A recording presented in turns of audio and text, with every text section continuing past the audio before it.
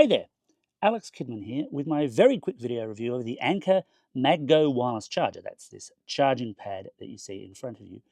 It's a Qi2 compliant pad, which means, of course, it's also MagSafe compliant for wirelessly charging, well, mostly a smartphone, I suppose.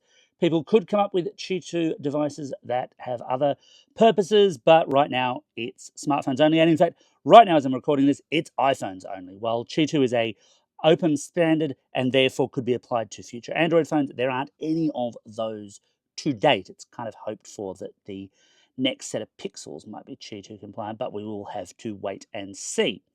Very simple, as I say, it's the charging plate, it's a reasonably lengthy cable, and it's just USB-C at one end, which means, of course, that you will need some form of plug to plug it into to provide power.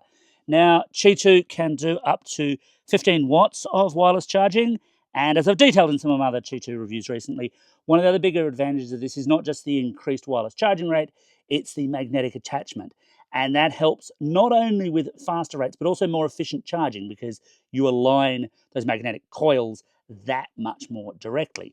And it's very, very simple. Look, I drop a phone on there, very quickly it goes, yep, I know what that is, and I will start charging.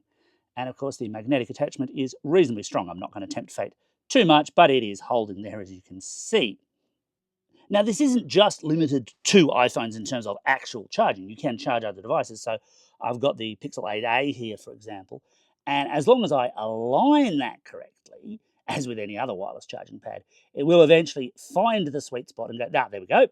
And it'll say, right, cool, I will start charging there, although that will only be at Qi1 rates. But it will work, and obviously you just sort of want it flat.